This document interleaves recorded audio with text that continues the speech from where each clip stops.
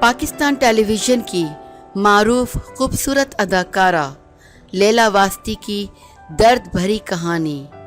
ماں باپ کے انتقال کے بعد جان لیوا کینسر میں ہوئی مبتلا، اور پھر کیا ہوا، ان کی کہانی جان کر آپ کو بھی افسوس ہوگا۔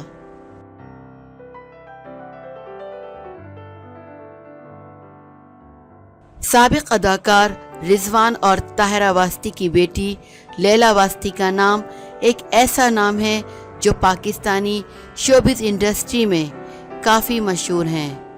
اداکارہ لیلا واسطی اس وقت نجی چینل سے نشر ہونے والے ڈرامے دلربا میں ہانیہ عامر کے ہمراہ اور ڈرامہ سیریل تمنا میں کام کرتی نظر آ رہی ہیں۔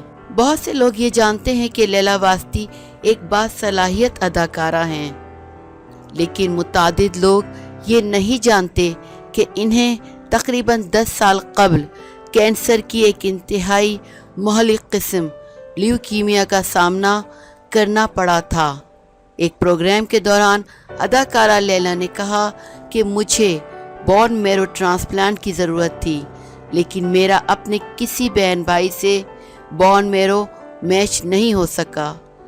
تاہم انہوں نے کہا کہ اللہ کے کرم سے بین الاقوامی سطح پر ان کے 19 ڈونرز میچ ہو گئے، لیکن ان کے جسم نے کسی کا خون قبول نہیں کیا، اور بعد ازاں وہ مزید سخت اور شدید بیمار پڑ گئی تھیں۔ اداکارہ لیلا واسطی نے مزید بتایا کہ دوران علاج 2011 میں ان کے والد صاحب کا انتقال ہو گیا تھا، اور اس کے اگلے ہی سال 2012 میں ان کی والدہ اس دنیا سے رخصت ہو گئی تھیں، اور وہ وقت ان کے لیے بہت زیادہ اذیت بھرا تھا۔